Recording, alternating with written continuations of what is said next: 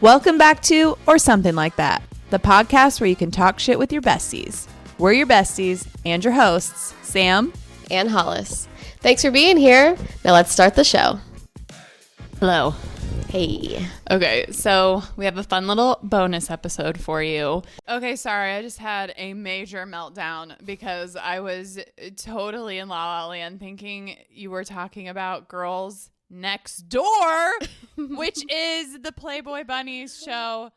And I just had that stuck in my head, and that's not what we're talking about. Also a crazy show, also a blast from the past. Yes. Also a lot of things have come out, but this one, no, it's, okay, so it's 3 episodes. Girls Gone Wild, yes. Girls Gone Wild. And you remember now. Of course, yeah. Yes. When she said infomercials, I was so confused. I was like, infomercials? For this show?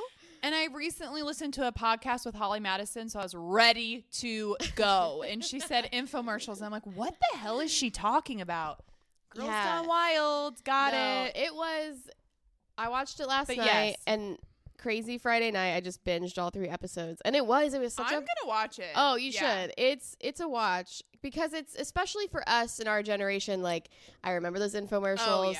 But I never watched the video. Well, no, and because we were not. Why would I order that? We were not old enough. Yeah. And this was back when porn was not free. And I mean, I know this wasn't really porn. It was, who knows? No, it was. Yeah, That's who knows what it was. If you find out, or at least I found out in this documentary, that, like, the flashing was just what they put on the infomercials. Right. That the videos were hardcore porn. Yeah. That they would convince these girls to come back to hotel rooms and they would shoot pornography scenes. Right. And sure, these girls signed a waiver, whatever. Right. And then sometimes they would, like, hand them $100, but still, like, basically getting them into sex work. And doing it for free. Yeah, and they were all drunk, and at the beginning, it was really sketch because they weren't requiring these girls to prove that they were 18. They were just like, are you 18? They were like, yeah. I feel like they're still not requiring a lot of. Well, and eventually they were like, I mean, I don't know. It started to explode. They made a bunch of money and lawsuits happened. So then they would be like, okay, they'd have the cameraman, you'd have to show your ID.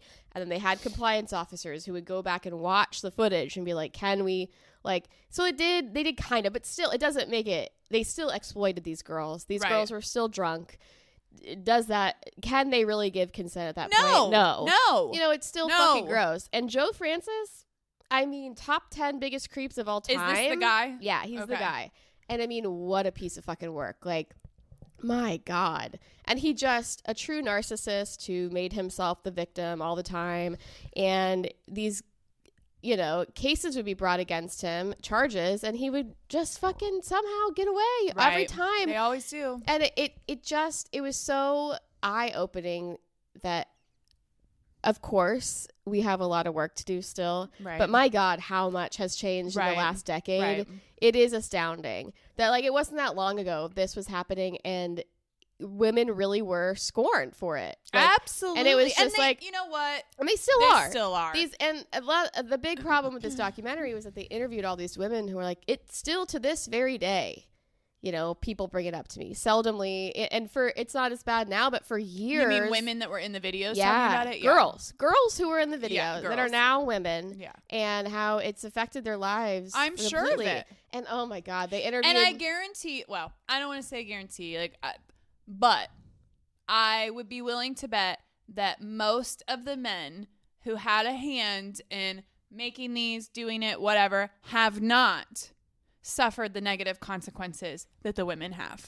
No, not in the same way. Not in the same way. No, absolutely not. They did have one cameraman who they interviewed who guy did not age well. He looked bad. And then they showed pictures of him when he was young, that age. And yeah, I was just like, wow. But I mean, because he did a fucked up bad thing for so many years. And, you know, you do have a little bit of empathy for him by the end of it because you could tell he's remorseful. Yeah. And he's like, he actually does feel bad for what he did. He's a human being with empathy. So, but at the same time, like, yeah, you know, you repeatedly did this. Yeah. And I mean, I guess you can make a case sort of for the fact that, like, okay, at the time you didn't know, but I don't know. And, you know, he's like, I had kids and I was a cameraman and, you know, I was just trying to make money. But yeah, he's haunted for the rest of his life. Yeah. And he honestly should be. He also never faced any consequences for it either. Right. So yeah, that's kind of your penance in life, is to be haunted by that. And I think you probably feel the same. I don't want to put down sex work. No. There's legitimate sex work out there, and that's not the point we're trying to make. And, if he, when he talks about I was trying to make money, there's a way to do that in that industry without luring. Coercion. Without luring these girls who, like we said, really can't give on false pretenses, can't give consent to come into these situations. There's a way to do this legitimately. And with integrity. You pay them. Sex work implies that you get paid. They made millions of dollars off these girls. And that's the fucked up part, is that, like, a lot of these women would be like, it's the fact that they didn't know what they were signing up for. Exactly. And that they didn't know how their image was going to be used. They still couldn't consent to it if they're under the influence. Exactly. And how many times he went to court for that, and that they ruled in his favor is mind-blowing to me. Yeah. And it's just like, in any other scenario, if this was two men and the morality was not an issue, the sexual morality of a woman was not at play, 100% he would have lost all those cases. Yeah. But for some reason, because we see women as objects, right, and that, you should have known. Yeah. You should have taken more pride in yourself. Like, you should have had more self-respect. Yeah. It's just you shouldn't have put yourself in this situation. Yeah. You shouldn't have worn that. You shouldn't have had that many drinks. Fuck that. Yeah. Oh, it's so messed up. I mean, it just so depraved, and like, he is just a complete nightmare person. And then they go on to like to go into depth about like the unfolding of him and how he is a completely violent person too. He ended up going to jail, and like, oh God. Yeah, I have to watch it. It's a really, I mean, it's Girls Gone Wild. Yeah. Not Girls Next Door. Yeah. Which is a little bit different, but yeah. But also a parallel. A kind of, yeah. Because I thought they will make a documentary, if they haven't, about, I'm sure, those women now, like, how messed up that relationship was with him. And how, so like, messed up. Yeah. And the like, power dynamic was just completely off. Yeah. And yeah, I mean, it's funny that like I thought that's what we were talking about, and now I'm seeing all these parallels. And yeah, I mean, it was totally messed up. Yeah. And they didn't get paid either. The Girls Next Door did not get paid for that TV show? For the series. No fucking way. Yes, they did not get paid. No. They did not make a single dollar. That is crazy. It went 6 seasons. Yeah. Yeah. And I cannot believe they didn't get paid. That is nuts. No. And yeah, I mean, there's so many parallels. And like, I mean, I don't want to get too off topic and too much into that. We can maybe like talk about that another time if you want to look into it a little bit. But yeah, I mean. Yeah. And I know I made a big deal about like the money, that the fact these girls weren't getting paid. And I just want to make it very clear that like that is not their issue. No. These women now are like, no, it's the fact that I was being coerced into something that I didn't know, and now my whole life is ruined, and no one was like, I should have been getting paid. No, that wasn't what they're upset about. I'm saying like, if this was legitimate, like they said it would, it would have been more contractual. Yeah, there would have been a contract. There would have been actual. Yeah. I don't know. And I mean, because that's what it is now for the most part. Now, listen, we were talking about how it's changed a little bit with age and all of that. I was listening to something about how sex workers sort of onboard new people and like initial reach outs and like, hey, is this something you'd be interested in? And there was a lot of discussion about the topic of, well, a lot of these people are being reached out to prior to them being 18. Now, nothing is happening yet, but they're basically being contacted and fed all this information and stuff, and they're still underage. You know, that's trafficking. It's essentially trafficking, yeah. And so there's a lot of gray area still as far as like that's concerned. And of course, there's legitimate sex work, OnlyFans, legitimate sex work. I mean, places where prostitution is legal. I don't want to shame anyone. I don't want to judge anyone. Like, I think if you want to go and do OnlyFans and you can make money and you can support yourself and your family or whatever, do it. Like, yeah, but that's on your terms. Also, yeah, if you want to sexualize yourself, and those are the words of a woman in the documentary.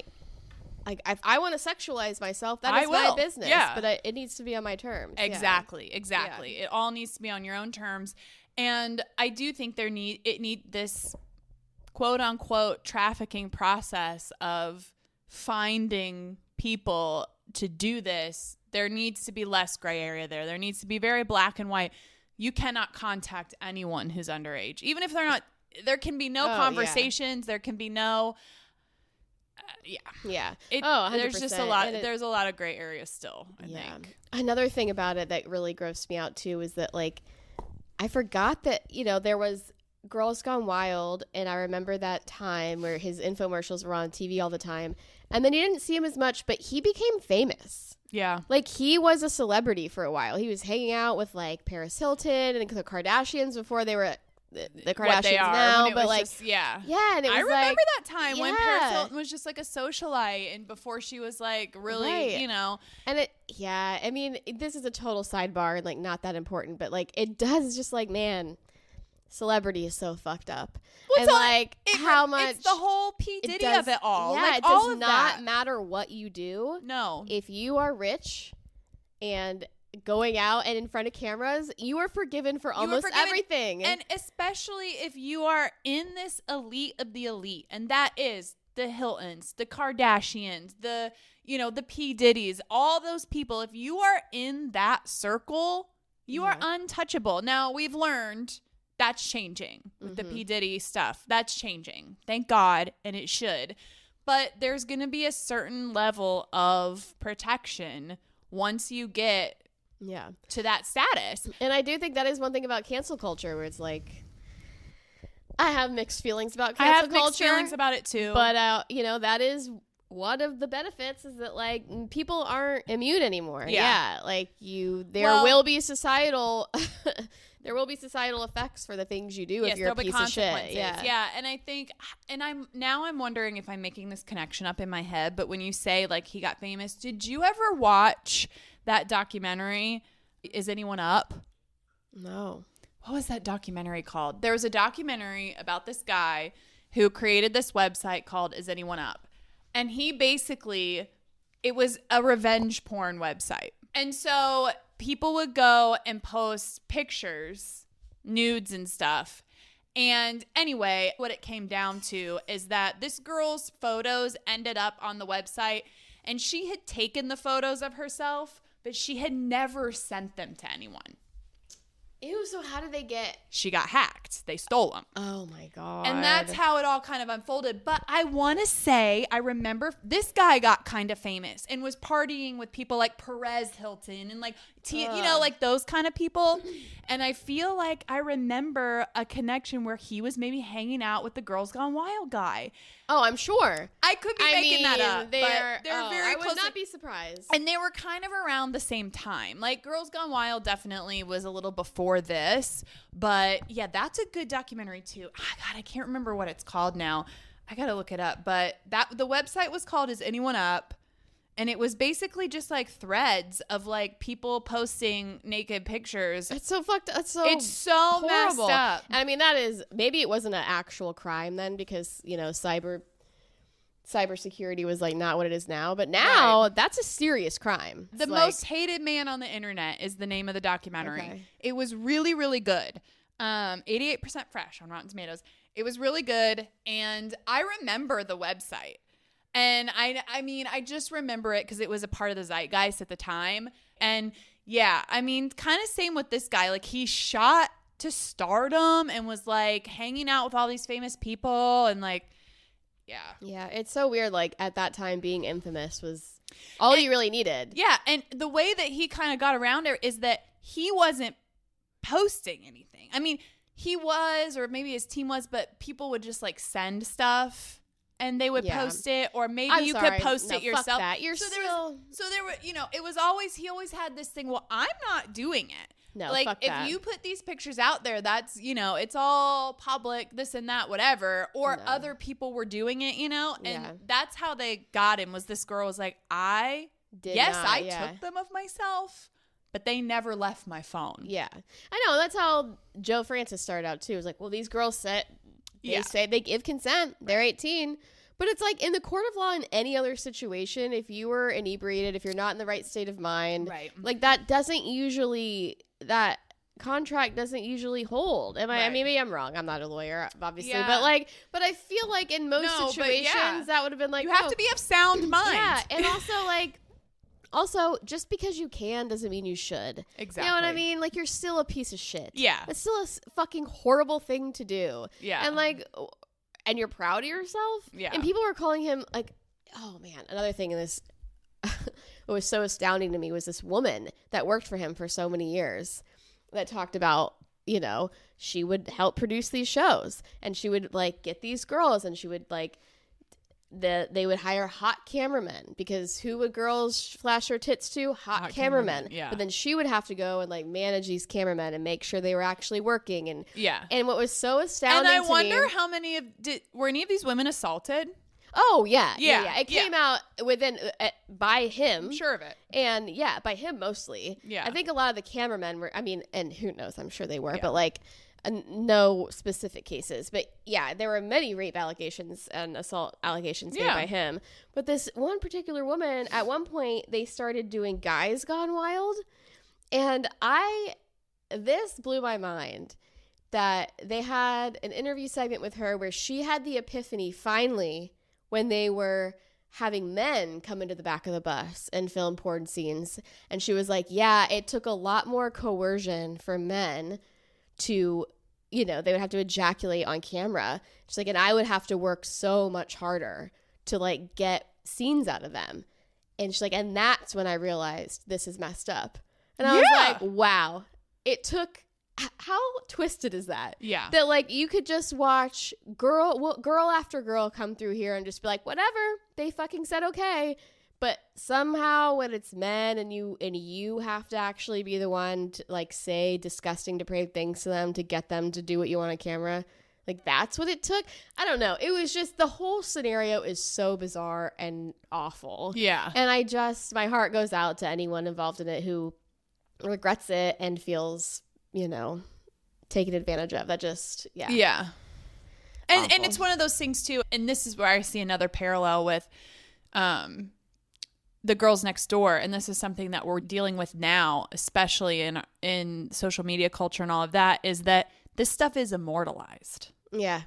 And they talk about that a lot with the girls next door, is that when they were filming that show, not only did they not get paid, but they never expected it to be immortalized. Right. And here we are, whatever it is, 25 years later, and it's on a streaming platform. And this is the thing. When it aired, it was on television. It was on like VH1. It was blurred.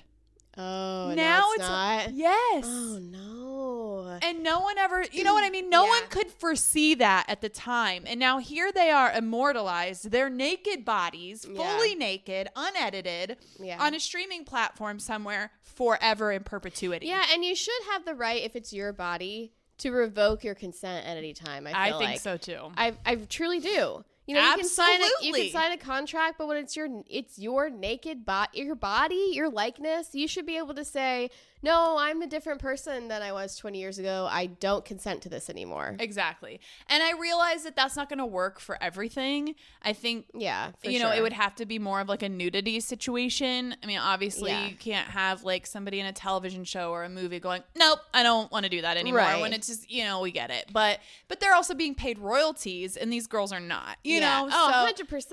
And if they agreed that it was going to be blurred and now it's not, that completely negates your contract. It should. Yeah. But they didn't really have contracts. Oh, I'm sure they did. I mean, I'm saying if they're hypothetical contract. Yeah. But yeah, at the end, this was just like, I literally at the end of this documentary, I went, oh my God. Because they did it, subtitles at the end, they were like, yeah, and all of this footage was bought by an online porn company and is now out there forever. Yeah. It's not just like, oh, okay, well, these videos. And we're talking these about VHS tapes. We're talking about VHS tapes from the 90s that are now immortalized online. On the internet, yeah. Yeah. And this, It never goes away. It never ends. Yeah. And that's what's crazy about today. And I feel like I worry about that so much raising 2 daughters. This was never a conversation that I had to have with my mother or my mother had to have with me or anything, where I feel like I'm going to have to say to them, if you're in a situation where you're being intimate with somebody, kissing, whatever, you got to make sure you're not being videotaped. 100%. And we've seen that in the best example I can think of is that HBO show, Euphoria. Yeah. Where the girl that ends up being a cam girl, before that, though, she's giving a blowjob or something. Yeah. And they videotape her, and the videotape starts going around. She didn't know. And it's like, that's the kind of stuff we're dealing with now as parents. Yeah. That we have to worry about and think about. Not only does everyone have a video camera on their phone, people have cameras in their houses, whatever, they're everywhere. But you not only have to worry about it being taped, but then you have to worry about it getting out there, because once it's out there, it's never gone. It's out there forever. Yeah. It's out there and it's out there forever, and you can probably never get it back. Oh, no. Not for sure. Yeah. Yeah, you can never be completely sure that it's gone. Yeah. Yeah. Yeah, I know that goes into a whole other thing. That is terrifying of just like with the internet. It's like it was one thing before the internet where you're like, okay, if you don't talk to strangers, if you stay home, if you follow these rules, I know how to protect you. Yeah. But now there's no way to fully protect your kid. And you have deep fakes. You have all this AI stuff now. It's over. I mean, and all these technological advances we're making, I think, and in general, I do think they're good. I think hopefully they're going to do more good than they do bad. But as fast as we've made the advances, we haven't as quickly figured out how to regulate them and mediate them. Absolutely. We just haven't. Yeah. They're evolving way too fast. Or how to litigate them. I do think there's more good, hopefully, is going to come of it than bad, but we got to figure out the dark side. Yeah, and yeah, it's one of those things where it's like, even if it does do more good, the bad will always outshine, because the bad will be the things that affect people in their everyday lives, as opposed to like, oh, here's advancements in medicine that will affect us as a people. Right. You know, whereas but the person will be affected on a day-to-day basis, and that is what people are going to remember. And that's what people are going to talk about, and that ties into the whole it goes back to our doomsday parents conversation, where it's like people are going to talk about the negative experiences. That's what you hear about. That's what people need to feel connected to other on. They need solidarity, they need community, and so it's because the positives already AI has been around for a long time. People just didn't know about don't realize it because it's so built into the things they're used to. Facebook is an algorithm. Facebook is AI. Yeah. It's been an AI for a long time. You know, all the conveniences you have in life are because of AI and an algorithm that creates that for you. You know, and you don't notice it because that's the point of convenience. That's the point of it. Yeah. The point is that you don't notice it. Yeah, but it's we'll see. All right, let's move into Bravo. Yeah, we got a little. We got a little ranty, and now I'm depressed, so we need to talk about something. Let's talk about something that's not depressing about us, but maybe no. I'm just kidding. Okay, let's move into the Vanderpump reboot. Oh my gosh, yeah, I'm so okay. So, a whole new cast, right? Whole new cast, yeah. Peter's gonna be in it. Peter, wait, Madrigal. Peter. Pirate Peter? Yeah. He's going to be in it? Yes. How the fuck did Peter make the cut? Because he still works at SUR. Oh, he still works there, of course. Yeah. Of course. And Lisa, of course. Okay, so here's my thoughts. I think if the series wanted to continue, this was the only move. Yeah. Because I thought the show was over. Yeah. There was no way to keep it going with the original cast. No. The only reason it did keep going is because of Scandival. Now, some producers have said that's true. Other producers have said it was always signed on for the next season, even without Scandival. I don't know. It's neither here nor there. I will say the most recent season felt very produced with the situations where they were all hanging out. The only reason they were all there hanging out together is because they had to be for filming. That was very clear. And you could tell in the last episode where the fourth wall was broken and she was like, I'm not doing this. Yeah.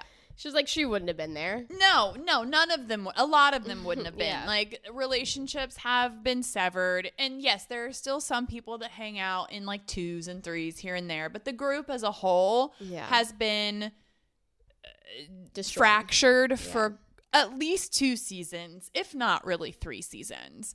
So yeah, I do think this was the only path forward for the series. I'm hopeful.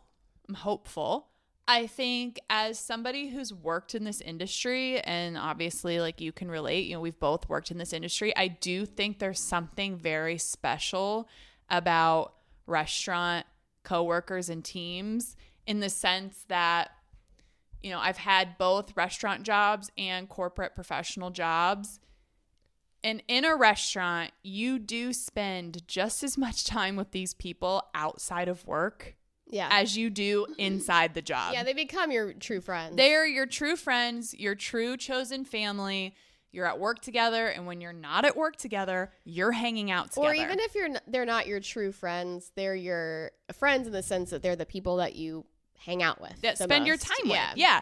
And everybody is sleeping with everybody else. Yeah. People are having relationships, boyfriend and girlfriend, hooking up, whatever. My concern is, though, is it the same as it used to be? Well, because generations have changed. No, and that's what I'm going to say.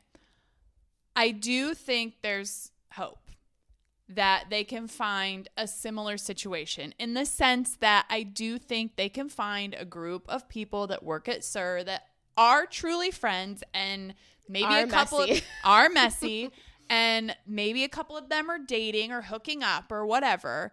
I do think that probably exists and that they can find it. It is all going to come down to the cast.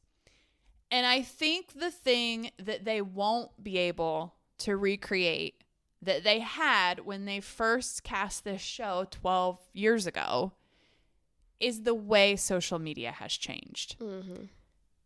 I think that the new cast, even if it is a true friend group, they're going to be too aware of the cameras, and they're going to be too worried about what everybody thinks, and they're going to be trying to produce themselves. Oh, yeah. And 12 years ago, the cast wasn't doing that. They didn't care. It was different then. Yeah, because we kind of saw that at the end of Vanderpump with a few of the new people that, like, sucked. And so, while I do think this is the only path forward, and I think they have to give it a try, and I'm hopeful, I don't think it's possible to recreate what happened in 2012 or when it aired. I think there's a possibility of a show that's almost as successful and as enjoyable to watch. It's just going to be different. Yeah.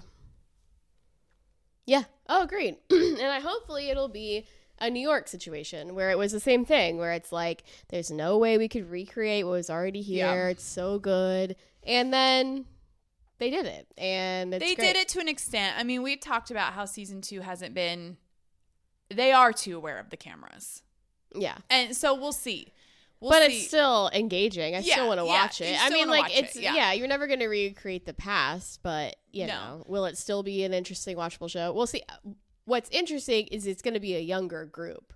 Yeah. Like, you know, New York is still, like, mid-30s, 40s women. But it's a younger group. It's younger, but it's not restaurant Vanderpump younger. So that's what I mean. Housewives never has been. No, I know. My point is, they're not influencers. I mean, some of them are, but, like, the women on New York... some of them are, but you know what I mean? They're not like they're young not established kids trying to be. Yeah, the women in New York are established. Yeah. Yes, yeah. This is going to be young restaurant people, hopefully, like it was with, Yeah. I just think the way social media has evolved is going to change how they behave on camera, you know? Right, that's what I'm saying, is like the younger group is going to be more attuned to that and trying to do exactly what you're saying, than opposed to the New York cast. I don't think they're doing it as much as young people would. Because I just think that I do. I think New York is very aware of the cameras, very self-producing, very self-edited. Yeah. Much more. Because the way social media and reality TV has evolved, I don't think your age so much matters. It's where we are in reality TV, I think, that matters. So I do think the women of New York are very aware. Too much so. Mm-hmm. And I'm hoping that, like you said, because the cast will be younger, I'm hoping they will be a little more messy simply because they're younger and don't have as much life experience. Now, I think they're still going to be very aware because that's just where we are in terms of reality TV and social media. But I'm hoping they're going to be early, mid-20s because that's what most of them were. Now, Jax and Tom, they were a little bit older. They were already in their 30s, I think, when it started. But I'm hoping that because they're younger, they're just going to have to, like, live and let God a little bit. Yeah. And, like, just, like, kind of let go of it. Yeah. Because I'm hoping their lives will be and dramatic and messy enough that they're just going to have to let go of it and be like, oh, well, you know. And I wonder how much alcohol will, because I think young people drink less than they did before. Yeah. And I think a lot of the show is when they were drunk and inhibitions were down, and the messiness comes when they're drunk. Yeah, absolutely. So I'm curious to see too if the younger generation is like more put together, more aware, you know, less messy, drinking less, so there's less opportunity for them to, you know, let go and just be. Yeah, I guess I'm just hoping like the naiveness of life at that age is going to play. I'm sure that'll be a factor. I'm hoping. Absolutely, yeah. We'll see. And, you know, it's all going to come down to the cast. They're going to have to find the right cast. Yeah. Because there are drunk, messy kids out there still. It's not like they don't exist. And listen, like, hopefully Peter will have some insight and he'll be like... Peter will be like, listen, guys, you got to get fucked up and bring the shit. We're not condoning that on this podcast. No, we're not. But at the same time, and we talked about this with New York, the major problems with New York is that, yes, they're too aware and there's not a problematic cast member. And I'm sorry, but if you're making reality TV, you're making Real Housewives, you're making Vanderpump Rules, you need at least one villain, at least one problematic person. Yeah, and Brynn isn't enough. Brynn isn't enough. And if you want to take New York and you want to throw Ramona or Sonia in there, we've got a show. Yeah. And the thing about New York is that they're all too astute. They're too astute. They're too smart. They're too fabulous. You need someone who's a little delulu. Yes. Who doesn't know what the things they're saying. And doesn't know they're delulu. Yeah, exactly. Yes. Who's in delulu land and it's just like, what do you mean? I'm saying this shit. No. Exactly. Yeah. If What's-Her-Face would just talk about Scientology, that would be good. Oh, my God. She has got to say some shit or kick rocks. She is a snooze fest. She's got to go. She seems like a nice lady, but like, we don't need nice ladies on the show. No, we don't. And can we talk about Brynn's egg situation? Sure. Okay. That conversation was edited so hilariously. With the dude? Yes, about him fertilizing her And eggs. I also just wanted to be like, who is this guy? And like, what it is was going the guy on? she was engaged to. I know. I'm just saying, I know. What? So, did you watch What Happens Live? Oh, yeah. Yeah.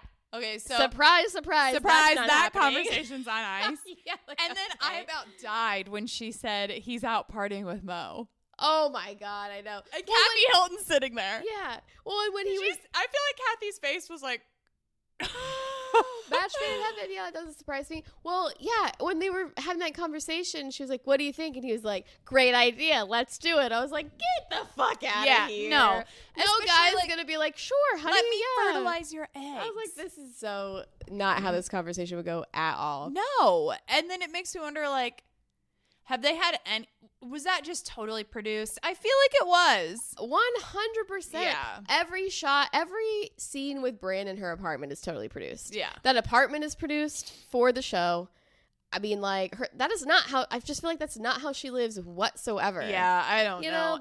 It's all weird. Yeah. And it's the same thing with all their homes. Like, I feel like you never go to their homes in New York and you're like, this seems real. Maybe there were a I couple don't know. shots with Raquel at her house because her kids were there. I am but obsessed with Raquel. Oh, dude, she is I the love bomb. her so and much. Mel, I want to be friends with them So badly. badly. I love them. Yeah. I have not one negative thing to say about either of them. As little as Mel's been on the show, I love her. I've never been like, I want to be somebody so bad. I want to be I know. you. I know. She's wonderful. I'm obsessed. And yeah, she's cool as fuck. and here's a hot take. I do not dislike Jenna Lyons. However, I don't think she brings much to the table. No, I don't find her that interesting. She's not interesting. No. She doesn't talk about her fiance. That's one thing. I'm sorry. That should not be allowed. I That should be know. like, if you're not going to, everyone else does. It's the whole point of the fucking show. I know. Like, I could get see that- her go. I could see her and go. then, you know what's so weird is like she lets her son on the show. And I get that if your partner is like, I don't sign on, I don't consent. But then at the same time, shouldn't that kind of be like, well, then you can't really be on the show? Well, remember when they wouldn't let Sutton be a full-time Beverly Hills housewife because she couldn't get her kids signed on because her ex-husband wouldn't sign off on it?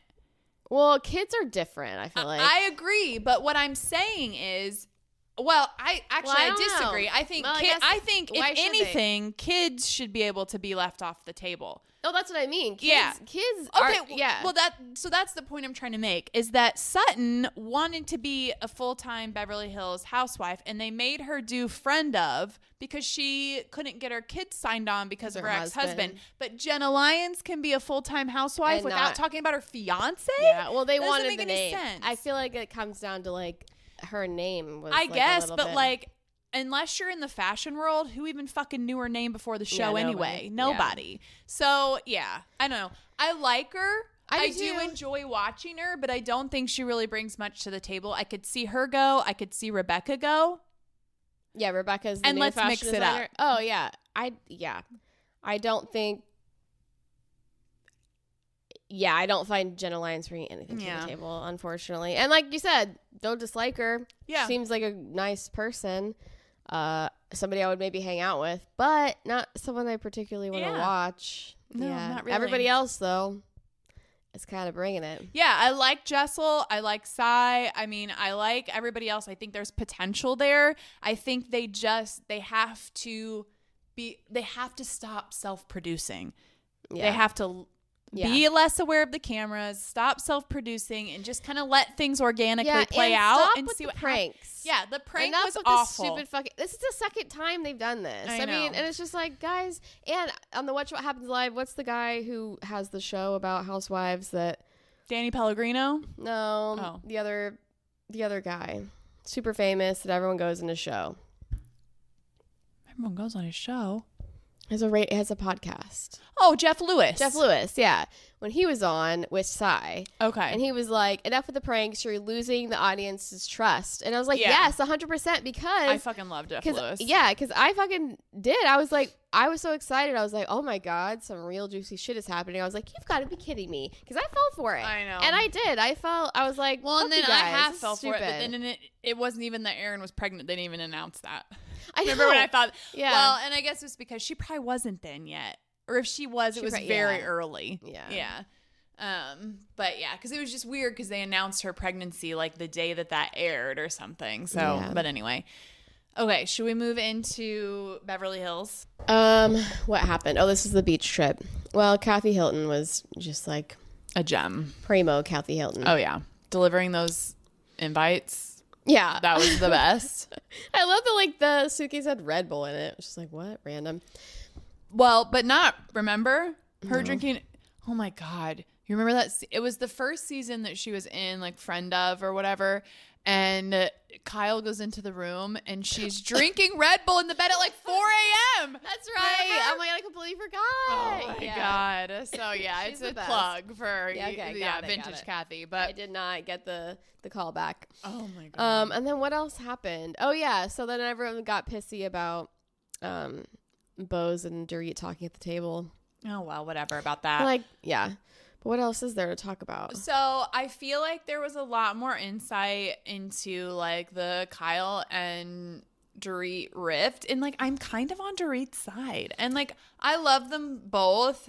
I feel like I'm like a stan for Kyle just because she's an OG and like I've always loved her from day one. Same. But when they did like, you know, when they went to each of them about like, what are you upset about? And Dorit was very much like this and then this and then this and then this. And they had clips of all of it, of course. And then Kyle was just kind of like, this. Well, Kyle was like, it's all these things. And you're like, well, what things? Yeah. And then there was really nothing that she could come up with. And the whatever, the live taping where she's like, which was very much a joke. Yeah, I know. Could very much tell. And I get that like she's in a sensitive time and she's taking everything sensitively, but like, come on.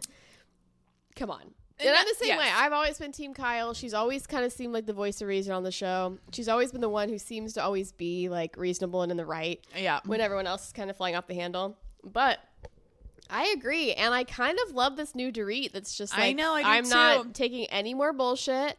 Like, no, I know you're having a hard time, but like, hey, so am I. Yeah. And I kind of love it. Yeah, I like that she's standing up for herself. I like that she's like setting boundaries and like being, it's Dorit 2.0. Yeah, absolutely. So I'm smoking cigs on the freeway. I'm driving and I'm not taking any more Rolls shit. Royce and smoking cigs in it or whatever it is. But yeah. I mean, I agree. I didn't think I was gonna come out on her side of things, but I kind of am. And I don't know. We'll see. Also, I just have to say I'm completely obsessed with Bose's house, her wallpaper. Oh, I know. Incredible. She knows how to live. I feel like she's like very much just like color, vivacious, fun. I'm really enjoying excited. her. And you know, we were talking about last time, you were like, oh, I wonder more like about what the her. rest of the story is. Well, and she kind of alluded to that the very little next bit. episode. Yeah, with So I'm really curious to see how that plays out. And Kyle and Dorit. I'm so excited for Dorit post PK. I think her life's just going to be so much better. Yeah. You know what was funny though? That scene where Mo came back to the house. It kind of reminded me of their interaction. Kind of reminded me of you and me, because Kyle was sitting. She's like, "Do you have sheets? Do you need more sheets?" And Mauricio was like, "I mean, I have." Or towels. And he's he's more like, towels. I have towels. I have towels. I can wash them. I feel like it's you come over, like, is this all the silverware you have? So do you have more glasses? I'm like, I live by myself. How many glasses do I need? I have 6 glasses. Like, I wash them. I don't need more than 6 glasses. Well, it's because all your forks were in the dishwasher that one time. I'm like, you really need more silverware and towels and cups.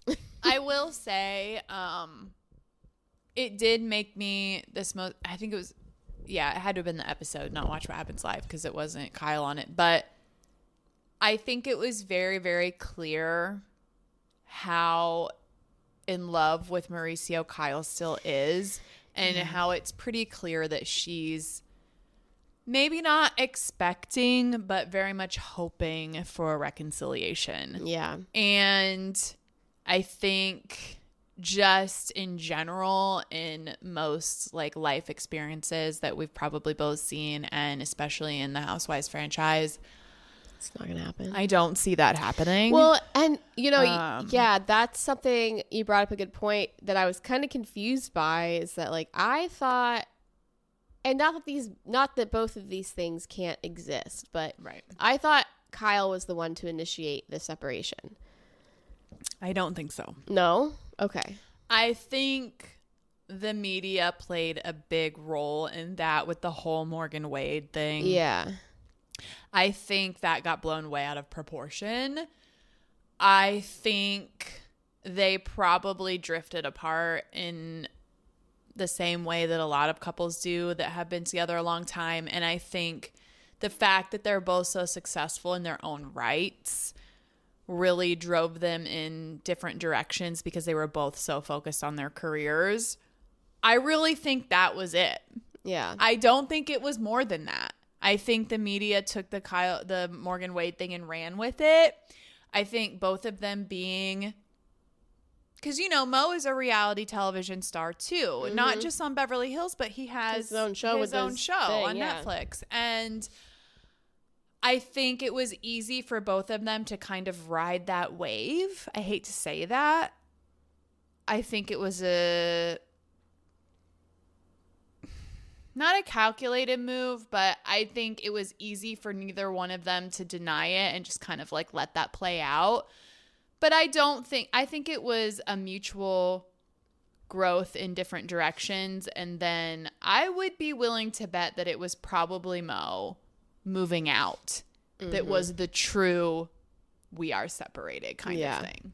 Yeah, because that's, you know, and a show like this, the gray area. And like, you know, I don't follow outside of the show closely. Yeah. The media. The haps. So, you know, I kind of just took what she said on the show, which was like, she alluded to the fact that like he doesn't have time. Right. He's never you here. Know, so I took that as like she was kind of the one to maybe instigate like, hey, maybe we need a break because I'm not feeling, you know. Yeah, and that could be true. I don't. And then the Morgan Wade should happen. Yeah, I don't think. Yeah, I don't know. I mean, she definitely is the one that sort of went through the, if you will, midlife crisis kind of situation where she started working out, quit drinking, all of that we always sort of associate that, I feel like, with a man doing like, oh, he started working out, he bought this car. Like, you know, that's sort of the stereotypical midlife crisis thing. I do think she kind of went through that phase. And that could have been a little bit of instigation of like, oh, I'm reassessing my life as an individual. So now maybe it's time to reassess my marriage. But I think for me as a viewer, the real separation was him deciding to move out. And I think that was a decision he made. Yeah. You know? Yeah. And I think this last episode kind of made it very clear that while she may have been agreeable to taking some space, I think she's very much hoping that they end up together. Yeah. Yeah. And I, unfortunately for her, and I think all of us viewing, because we're rooting for them, don't see that happening. The picture thing. The picture thing that speaks sucks. volumes. Yeah. And yeah, I just think, and listen, I don't want to generalize. I don't want to say this is a male versus female thing, but I think it's very clear from just what we've seen and, you know, what's kind of going around in the media is that, you know, he's very much out partying with his shirt off at, you know, that kind of thing. You know, he's out there putting himself out there, whatever. And Kyle's very much not. Yeah. So I don't know. We'll see. We'll see what happens, but... And it's also because, like, men are allowed to do that. Right. Societally, yeah. They're allowed to go out and do whatever they want. If Kyle were to do that, can you imagine the reaction? Well, we already had it with Morgan Wade. Yeah. Everybody freaked the fuck out. And it's like she can't go out and just be like, oh, having my best life, dating guys in the public eye, like take, you know, skiing in my bra down. Can you imagine? Like, it would not be received the same way. No, not at all. Okay, so Salt Lake. Oh, Salt Lake. Can I say, talk about this season showing up. Oh, this my season God. has been so good. Explosive, amazing. Can we just talk about Braun one is gunning for number one housewife, and I still can't decide if Todd knows that or not, and if he really knows what it entails, but he was very much trying to like control her at the party. Yeah, also Todd, your wife is trifling, and she is making a space for herself. She's the Jen Fessler of Salt Lake. She will be coming back next season because, like, she'll bringing coming the back shit. with or without you. Yeah. So, like, get ready, Todd. Yeah. Also, Todd's a turd. I'm sorry. Todd I'm sure he's a nice rocks. guy, but like, stop being the stupid old man. Yeah. You know, but this latest episode was great. The high body count hair. God, was amazing. So good. This is okay. New York, take a page out of Salt Lake. This is what we're looking for, okay? This is what the Housewives franchise is all about. Yeah. Petty bullshit. Yeah, please get petty. Get petty. That's the name of the game. That's right. And then everyone have a different like reason to get petty. That's right. And then all these lines need to cross, and it'll be really confusing, and none of us can really keep it straight. But then it'll all culminate in a delicious, wonderful, end, which is wonderfully what happened edited last episode. Last 10 minutes of an episode. Bronwyn leaning in and saying, she just said you're a slut because you said she was probably a slut was the best thing I've ever seen. She might as well have been a cartoon character. Oh, absolutely. 100%. Yeah. So great. And she that was bitch like knew what she was the doing. angled eyebrow villain from a cartoon. Yeah. Yeah. And it was so funny because everybody was like, why would you say that? Yeah. And literally the editing. And then Brittany's like, okay, so what I did say. And it was so funny because the editors right before that had a clip of Brittany saying, oh, Brawl and I are finally friends. Oh my God. I'm so Friends is a reach. Yeah. Right after Bronwyn said, or when you made that comment about what did she say? She said, who would have thought I would have ended up being friends with you two? Yeah. Oh God. I mean, this episode was just gold. The last 15, 20 minutes was amazing. It was so good. And we missed this when we were watching it. It was so funny because, Brittany was sitting next to Lisa and Brittany turns to her and goes something like, she said I had high body count hair. And Lisa turns to her and goes, but you do need keratin thermostique or whatever that name is. Just like, Lisa, seriously. You need some shine, girlfriend. But you really do need to calm that hair down. Oh God! Oh my God! I mean, they just can't help themselves. And then Whitney coming in, just being like, "And yeah, I know. And that was kind of mean. Did you say that? Did you say she was a slut? That's kind of mean." And she walked over, like, she's crying. Like, no one really cared. It was amazing. And then at the end, fucking what's her face is leaving, and Mary with 2 drinks in her hands, like, what happened? And a wine glass. Literally was standing at the table watching the entire thing go down. What happened? And here's the thing. If this was produced, I don't care because it's that good. And so everybody take a page out of this book because it was amazing. That's the thing. All they produced was they all got invited to the same event. Right. That's what's so magical is like none of that was produced. Right. That is all. That's all them. Own, and that's what I mean. Is they're all Delulu. Bronwyn's producing herself, but I'm Yeah. here for it because she's doing a good job of it. But that's what I mean is like they're all a little Delulu. Like they all, none of them on Salt Lake, minus Heather Gay maybe. They don't know, and Bronwyn, I guess, they don't know how. Like Lisa Barlow has no idea how insane she is. Right. Meredith, no fucking clue. No clue. Yeah. How insane she is. Right. And I keep forgetting her name. Angie is used to, and now she is like on the train. She was wasted this episode, we decided, and which was was so funny. hilarious. Yeah, when she threw the napkin. I know. And then they played, which I didn't realize, somebody called out that like, yeah, she's the one always doing the thing. Like she kicked the chair at the last one. My God. She's always doing what are supposed to be these very dramatic flares, but then And it's just like a little flicker of a thing. Yeah. Like don't do what she Doesn't wants to. land. Yeah. Okay, can we just quickly, because we got to wrap this up, I feel like. Can we quickly just touch on the conversation with Mary's son, which actually happened in the previous episode? Because we talked about this a little bit before where we were like, what is going on with him? Yeah. And what a powerful scene. Obviously full-blown pharmaceutical addiction. Yeah. Very sad to see a very raw conversation between a mother and a son. And we had talked about this before where I had said that I was really surprised that they would be filming that if he was really like. So I kind of wonder what goes into that too. Like how much did they really know ahead of time? Did you watch the Watch What Happens Live with Mary?